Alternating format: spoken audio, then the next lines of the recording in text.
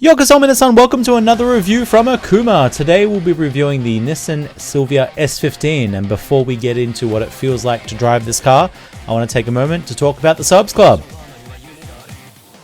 Did you want to be featured on stream? Did you want me to take ghost battles? Did you want me to verse all your ghosts? Please, if you do, join the Subs Club today to be featured on all my streams when I do them.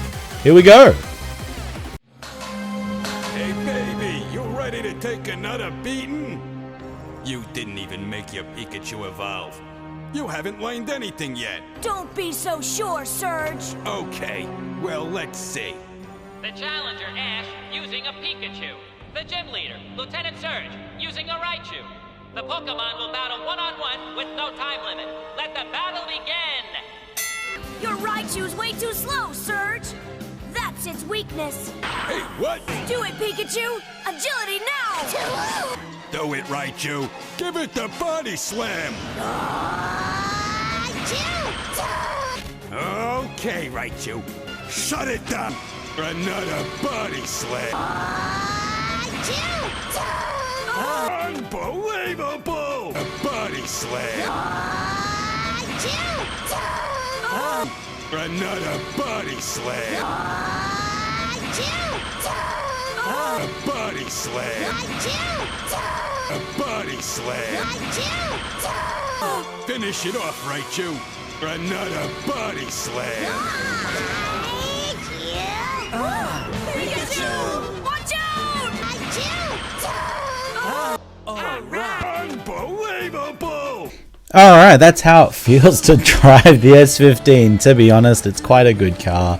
It definitely took me by surprise. I do rate this car 4 out of 5. It is something that is quite an interesting car. So let's talk about what makes this car great. It's got very good handling, surprisingly. I thought it would follow the S chassis curse and just have like terrible handling, but it doesn't. It actually has some really good handling. At times it can be very grippy, but once it starts sliding, you can really feel it skate around corners, which is something that you always would like to have with a car. It has somewhat predictable handling, but it also is quite grippy when you need it to be. So, you know, there's a plus there. The acceleration in this car is also quite good. When it gets out of, you know, the second and third gear onto its fourth, fifth and sixth, it definitely does pick up. It's something that I really do like about this car, so that also gives it a bit of an edge in battle.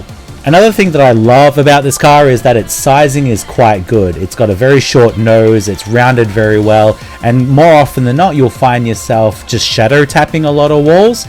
But one thing that you want to do with this car is to get as close as you can into the apex, because the nose itself is quite small, so you can definitely pull off some pretty good turns with this car.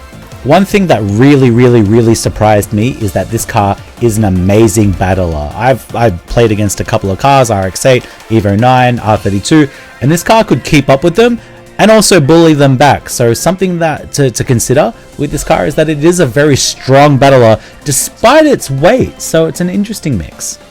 And last thing I just want to mention is that it's got a very low roofline, so you can see a lot more of the course in front of your car, which does help in battling and time attack. So that also helps in, you know, those respects. Let's talk about what makes this car terrible. It's a tad light. Sometimes you can get pushed out of position, and I mean that happens with all cars, but this car specifically is a bit light and will always remain to be light no matter what dress up parts you pick. So that's unfortunately like a minus for this car.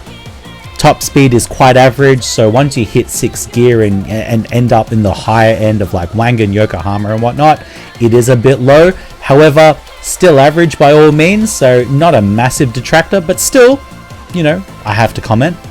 As mentioned, this is an S chassis, so it does give it a bit of a swing out in corners as you take the corner and about midway through.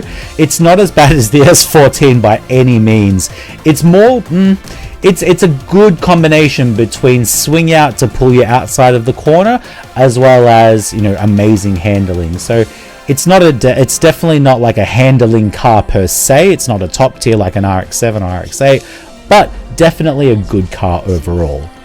I would probably rate this car about top of the mid tier. It definitely can't crack top tier, but it can dominate probably every other car out there in the mid tiers and definitely give a run for the money in the A tier, top tier section. It's not an Evo, it's not an RX-7, it's not an R32, but I tell you what, it does give these cars a run for their money. It handles amazing, it bullies them back just as hard. The only thing that detracts it is probably that it doesn't handle or accelerate or do as well as all the other cars.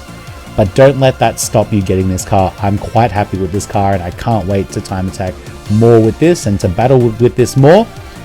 So there we have it, the S15. Quite an amazing legacy and an amazing car. Get it now.